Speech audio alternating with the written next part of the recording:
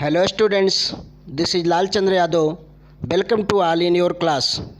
Dear students, today we will read about the last topic of the chapter, the nationalism in India, and the last topic is the sense of collective belonging. Dear students, firstly, we have to understand the meaning of the sense of collective belongings. Dear students, the meaning of the sense of collective belonging means the sense to understand that they all are part of a nation. Dear students, as you know, the different people are belong to the different religions, different regions, different caste. They are also differ on the basis of economic status, educations, but as a nation, we all are a part of nation. At the modern time, in the modern time, we understand what is the importance of a nation and why we live together as a nation. But during the freedom struggles, such kind of the awareness we are not among the peoples.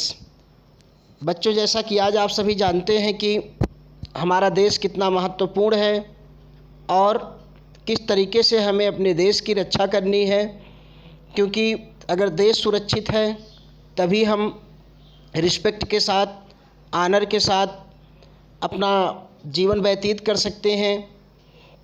लेकिन freedom struggle के time में, यानी स्वतंत्रता संघर्ष के समय में, जब हम लोग स्वतंत्रता के लिए संघर्ष कर रहे थे तो इस प्रकार की फीलिंग्स बहुत लोगों के अंदर नहीं थी। So in this topic we have to read what were the circumstances, which were the major points and the things who had played a important role to develop the sense of the collective belonging among the people। यानी कि इस topic में हम पढ़ने जा रहे हैं कि वो कौन कौन सी परिस्थितियाँ थी, वो कौन कौन से इवेंट्स थे, वो क्या महत्वपूर्ण स्टेप्स थे जिन्होंने सभी भारतीयों को एकजुट किया और finally they got the success to defeat the Britishers, और फाइनली उन्होंने ब्रिटिशर्स को हराने में सफलता पाई। So dear students, the questions which may be asked in this topic, the major question is how the sense of the collective belongings had been developed among the peoples, or write the circumstances which have played important role to develop the sense of collective belongings। ये major question है। अब इसके अंदर से बहुत से question बन सकते हैं छोटे छोटे, जिनको जब आप लोग पढ़ेंगे तो उसी समय आप जान जाएंगे और आप आसानी से फिर उनके आंसर्स को लिख पाएंगे। So dear students, there were the two important things who had played a very important role to create the sense of the collective belongings, and that was the nationalist movements and the cultural process. It means you have to write the answer through the two major headings। First, the sense of the collective belongings had been developed among the people through nationalist movements, and the second heading is the sense of the collective belongings had been developed through cultural process। We have already read about the nationalist movements। It means when we will write the answer of the nationalist movements, then we will write that the nationalist movement like Satyagraha movement, non-cooperation movement, civil disobedience movement had played a very important role to develop the sense of collective belongings। During these movements, the peoples have suffered with many problems, and finally in the leadership of Mahatma Gandhi, the Congress was able to understand the peoples that they all are a part of a nations, although their problems or differ, but the cause of their problems is only one, and that was only the rule of Britishers. Means they, when they will defeat the Britishers, they will come together, then they can be overcome to their problems. तभी वो अपनी समस्याओं पर विजय पा सकते हैं। तो ये तो आप पढ़ चुके हैं। We have to read what is the role of the cultural process. Cultural process का क्या रोल था? So dear students, as the nationalist movements played a very important role to develop the sense of the collecting belongings, the cultural process have also played a very important role. You can be see, आप दूसरे para में देख सकते हैं जो आपके लिखा हुआ है कि but many cultural process also contributed to it, means many cultural process had contributed to develop the sense of the collecting belongings such as, अब वो कल्चरल प्रोसेस थे कौन उसको बता रहा, such as history, fiction, folklore, songs, popular prints and symbols. ये क्या है? History means the Britishers have changed our history. Britishers ने क्या किया? हमारी पूरे इतिहास को बदल दिया। They had to write in to the history that the Indians are not so wise as the Britishers, they can only copy, they cannot create the anything. They began to call ourselves as a slaves, as a wild man, हम लोगों को जंगली कह करके पुकारते थे। तो इस इतिहास को पढ़ने के बाद लोगों के मन में इंडियंस के प्रति एक प्रकार का मतलब डिसेबिलिटीज का सेंस पैदा होता था कि ये लोग उतने ज़्यादा सक्षम नहीं हैं जितने कि ब्रिटिशर्स। जबकि बात अलग थी, हमारा इतिहास, हमारे उपलब्धियों को ब्रिटिशर्स ने छिपा लिया हमसे। तो फिर से जब इतिहास लिखा गया, अभी इसको आप पढ़ेंगे, अब इसी को हम इसी समय बता दे रहे हैं आपको कि जब हमारा इतिहास फिर से लोगों ने लिखना शुरू किया, यानी इंडियंस ने लिखना शुरू किया, they began to glorify to their traditional culture and the civilisations, they had glorified to our achievements, उन्होंने हमारे अचीवमेंट्स को ग्लोरीफाई किया। And then we realize that our culture, our civilizations and our achievements was not less than the Britishers or the any others, but we are known as a Jagat Guru, हम जगत गुरु के रूप में जाने जाते हैं। then when the sense of confidence, यानी confidence एक प्रकार का जब लोगों के अंदर डेवलप हुआ, then they had defeated the Britishers और they had got the success to defeat the Britishers, उनको सफलता मिली उनको हराने में। फिक्शंस, फोकलोर, फिक्शंस मतलब जैसे कि जो भी उपन्यास कथाएं लिखी जाती थी उसमें भी इंडियन कल्चर को ग्लोरीफाई किया गया। फोकलोर का मतलब होता है लोकल सॉन्ग, जिसको आप लोकगीत समझते हैं, स्थानीय गीत, इनको भी करेज किया गया। पीछे आपने पढ़ा हुआ है कि इन सबको उन्होंने क्या किया था? डिस्करेज किया था। उन लोगों ने इंग्लिश लैंग्वेज को जो है वो क्या दे दिया था? प्रायोरिटी दी थी, ताकि वो चाहते थे कि इंग्लिश लोग सीखें, हम उनके लिए काम भी करेंगे और धीरे धीरे उनकी कल्चर जो है उनके ऊपर क्या हो जाएगी? हावी हो जाएगी। Song, popular prints and symbols all played a very important role to make a nationalism. तो फाइनली आपने ये पढ़ा कि there was the great role of the cultural process to develop the sense of collecting belongings, such as there are the great contributions of the history, fictions, folklore, song, popular prints and the symbols to create the sense of collecting belongings या to emerge India as a nation। इन सब ने भी बहुत बड़ा role play किया। अब एक एक को हम पढ़ेंगे। पहला जो आपका पॉइंट है कि creation of identity for nation. अगर आपसे कोई पूछे कि देश दिखाइए, देश क्या है, तो डिफरेंट आंसर आपके होंगे। लेकिन अगर किसी आम आदमी से पूछा जाए जो ज़्यादा पढ़ा लिखा नहीं है, जो हमारे मजदूर वर्ग हैं, जो खेतों में काम करने वाले लोग हैं, जिनको अभी उतनी ज़्यादा एजुकेशन डेवलप नहीं हो पाई है उनके अंदर, तो वो कैसे नेशन को ग्लोरीफाई करेंगे? तो इसके लिए जो हमारे नेशनलिस्ट थे, जो उन्होंने एक आइडिया डेवलप किया कि they have created a image of a nation, एक देश की एक इमेज क्रिएट किया। जैसे कि अब हमसे कोई कहे तो हम कैसे जानेंगे कि कोई इंडियन है। सपोज करिए कि हम अमेरिका में रहते हैं, तो हम अमेरिका में कैसे जान पाएंगे कि कोई इंडियन है? जब हम उसके पास कोई नेशनल सिंबल्स देखेंगे, उसकी फीलिंग्स देखेंगे। जैसे जो हमारा फ्लैग है वो किसका सिंबल है? नेशन का सिंबल है। यानी flag means this is not only flag but this is nations. Why we love to flag so much. वो झंडा केवल झंडा नहीं है बल्कि क्या है? हमारा देश है, और देश के अंदर हम रहते हैं, यानी हम ही हैं। तो इसीलिए हम झंडे को इतना प्रेम करते हैं। Like the image of Bharat माता, भारत माता की इमेज हमारे अंदर क्या डेवलप करती है?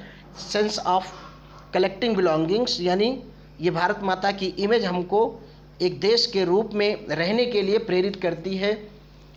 और अगर कोई बाहरी व्यक्ति हमारे ऊपर अटैक करता है तो उसके अगेंस्ट में हमें स्टेप लेने के लिए, लड़ने के लिए, संघर्ष करने के लिए क्या करती है? प्रेरित करती है। तो इन्हीं चीज़ों को ग्लोरीफाई किया गया है इसमें। The identity of a nation is most often symbolised in a figure और image. You have to read to the PDF. In the 20th century, the identity of India came to be visually associated with the image of Bharat माता। तो पहले वो किसकी बता रहा है? कि इमेज के बारे में बता रहा है कि इन द 20th century, जब 20th century थी, 20th century मीन्स 1901 to 1999, तो इसमें क्या किया गया था कि भारत माता की इमेज को क्रिएट किया। किसने क्रिएट किया? ये दिया हुआ है, the image of Bharat Mata was first created by Bankim Chandra Chattopadhyay. बहुत इंपॉर्टेंट ये जो आपकी लाइन है, ये बहुत इंपॉर्टेंट है, एग्जाम में पूछी जाती है, बार बार कंपटीशंस में पूछे जाते हैं कि ये जो भारत माता की पिक्चर है इसे किसने क्रिएट किया है। क्रिएट वर्ड याद रखिएगा। तो firstly the image of the Bharat Mata was created by Bankim Chandra Chattopadhyay और बंकिम चंद्र चटर्जी। आप दोनों ही कह सकते हैं फर्स्टली। इसके बाद तो बहुत सारे जो हमारे इमेज क्रिएटर थे, उन्होंने बहुत सी भारत माता की इमेजेस को क्रिएट किया, डिफरेंट रूप में क्रिएट किया है, लेकिन सब में आप कुछ चीज़ें कॉमन पाएंगे। और वो ये है कि भारत माता की इमेज के साथ क्या लगा हुआ है? इंडिया का फ्लैग लगा हुआ है। When he road Vande Mataram for our motherland, और जैसा कि आप जानते हैं कि जो हमारा नेशनल सॉन्ग है वंदे मातरम, उसे किसने लिखा है? बंकिम चंद्र चट्टोपाध्याय ने लिखा है। और ये उन्होंने अपनी फेमस नॉवेल आनंद मठ में लिखा है। ये सभी लाइंस आपके लिए इम्पॉर्टेंट है, आपके एग्ज़ाम के लिए भी और फ्यूचर में जो भी आप कॉम्पिटिटिव एग्ज़ाम देंगे उसके लिए भी।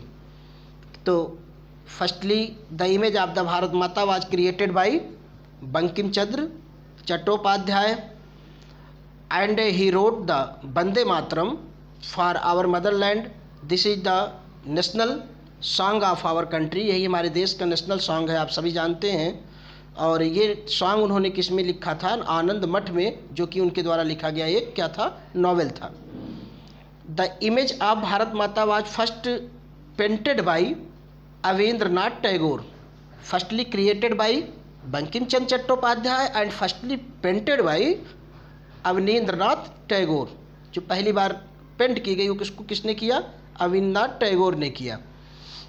अब आगे आपको इसी को पढ़ना है। तो ये जो भारत, अब इसमें देखिए भारत माता की इमेज से क्या रिलेशन है? सेंस ऑफ कलेक्टिंग बिलोंगिंग्स का, कि जब भी भारत माता की इमेज को लेकर के लोग नेशनल मूवमेंट्स में निकलते थे तो उसके अंदर देश के लिए कुछ भी करने का एक जज्बा अलग होता है।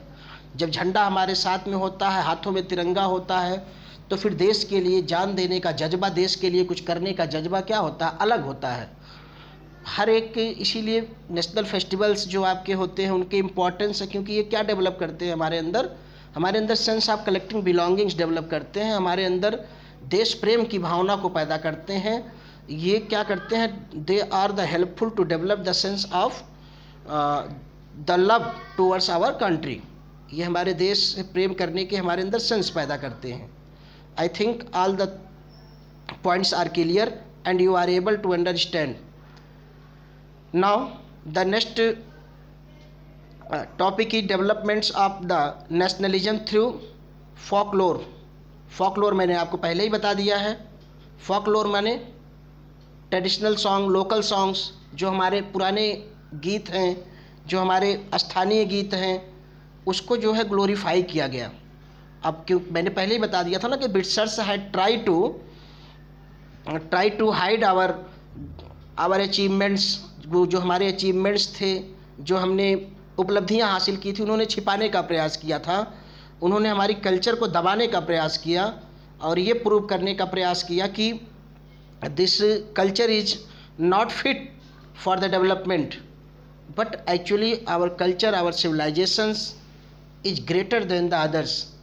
हम भारतीय हैं, इस पर हमको नाज है. आप सभी जानते हैं कि हमारी सभ्यता और संस्कृति दुनिया में क्या स्थान रखती है. तो ये पॉइंट्स आपको अब पढ़ना है, रीडिंग करना है, क्योंकि मैंने पहले ही एक्सप्लेन कर दिया है. जैसे Indian folk songs and folk tales. Folk tales माने जो आपकी स्थानीय कहानियाँ हैं, लोकल कहानियाँ हैं, जैसे जो फेबल्स होती हैं, शिक्षाप्रद कहानियाँ होती हैं, उनको भी ग्लोरीफाई किया गया. इसमें अब किसका कंट्रीब्यूशंस ज़्यादा है उसको देखना है आपको. कि in Bengal the folklores were collected by Rabindranath Tagore. और देखिए, in Bengal Rabindranath Tagore and in Madras Natesa Sastri collected massive collection of the folk tales and song and which were used during the freedom struggle by the freedom fighters. और ये सब जो है weapons के रूप में यूज किए जाते थे. जैसे आप देखिए, नेशनल सॉन्ग वगैरह जब चलता है तो जब हमारे सैनिक देश की रक्षा के लिए रहते हैं, उनका उत्साह, उनका जज्बा जो है वो क्या होता है, कई गुना बढ़ जाता है. तो इसमें ज़्यादा आपको कुछ लिखना नहीं है, इस हेडिंग्स में केवल लिखना इतना ही है आपको कि the Indian folk songs and the folk tales had played a very important roles to develop the sense of the collecting belongings. The traditional culture and the traditional civilizations were glorified by our poets. हमारे poets के द्वारा इनको glorified किया गया. For examples, in the West Bengal or in Bengal, the folklores were collected by the Rabindranath Tagore and in Madras, Natesha Shastri have collected the folk tales and the songs, and which were played a very important role to develop the sense of the collective belonging. Means such stories and the songs were sung by the freedom fighters during the freedom struggle. Next point आपका है designing of national flag. अब एक flag बना लिया गया. ये flag वगैरह क्या है, ये these are the things, these are the weapons which are very helpful to develop the sense of collecting belongings. इसी के लिए तो हम अपने देश, ये फ्लैग जो है केवल फ्लैग नहीं है बल्कि नेशन है. और नेशन जो है, नेशन में हम रहते हैं, तो नेशन मतलब हम, यानी आप एक प्रकार से फ्लैग की रक्षा नहीं करते बल्कि अपनी रक्षा करते हैं. तो फ्लैग का बहुत बड़ा इम्पॉर्टेंट रोल है. जब कभी ऑफलाइन क्लासेस चलेगी तो, क्योंकि अभी ये वीडियो बहुत लंबी हो जाएगी, तो हम आपको और डिटेल में बताएंगे और फिर आप ये फीलिंग को ज़्यादा अच्छे तरीके से महसूस कर सकेंगे, जान सकेंगे कि what is the importance of the our flag, our culture, our civilisations in our life. Designing of national flag during the Swadeshi movement. A tricolour, जब स्वदेशी मूवमेंट बंगाल में चला था, ट्राई कलर का फ्लैग जो था वो रेड, ग्रीन और yellow था पहले, उसे बंगाल में डिजाइन किया गया था. इट हैड 8 लोटस, उसमें क्या बने हुए थे, 8 कमल बने हुए थे, रिप्रेजेंटेटिव 8 प्रोविंसेस, जो 8 प्रोविंस को रिप्रेजेंट कर रहे थे. एंड अ क्रिसेंट, और एक चंद्रमा बना हुआ था जो किसको करता था, रिप्रेजेंट हिंदू और मुस्लिम्स को. By 1921 Gandhi ji had designed the Swaraj flag. It was tricolour having a spinning wheel in the centre representating the Gandhian ideal for self help. अब इसी के बारे में सब बताया गया है कि जो आपका आज का फ्लैग है, जो कि रेड, ग्रीन एंड वाइट है, ये गांधी जी ने पहले क्रिएट किया स्वदेशी मूवमेंट के दौरान. And this flag were used during the freedom struggle as a develop the sense of collecting belongings, लोगों में कलेक्टिव बिलोंगिंग का सेंस डेवलप करने के लिए इसे भी क्या किया गया था, यूज किया गया था। नेक्स्ट आपका है nationalism through Indian ancient history. इसको मैं आपको पहले ही ग्लोरीफाई कर दिया गया हूँ कि the Indian history had been reglorified, Indian history को जो है रीग्लोरीफाइड किया गया। It was glorified in the Asian time but when the Britishers came they have reinterpreted our history. उन्होंने एक गलत तरीके से मतलब बदलने का प्रयास किया हमारे इतिहास को, और फिर उसको क्या किया गया, री ग्लोरीफाइड किया गया हमारे इतिहासकारों के द्वारा, जो हमारे देश के जो शुभचिंतक थे, जो हमारे फ्रीडम फाइटर्स थे, उनके द्वारा अपने इतिहास को फिर से लोगों के सामने प्रस्तुत किया गया। And they try to realise the peoples that the peoples that they are the son and the daughters, they are a part of a nations where the peoples have achieved the many great achievements and they had also sacrifices to their life for the protection of the country। तो ये history के बारे में है, इसको आपको पढ़ना है। And so finally we have covered all the topics of the lessons. I hope all of you are able to understand the chapters. If you have any doubt, any queries, you can text me or call me without any hesitations. In the next class I will take a test of this chapter, means on Tuesday, यानी जो आपकी Tuesday वाली class होगी उसमें हम क्या करेंगे, एक आपका टेस्ट लेंगे and then we will start new chapter of political science power sharing, और फिर उसके बाद हम लोग पावर शेयरिंग का चैप्टर स्टार्ट करेंगे। So thank you so much for joining the class.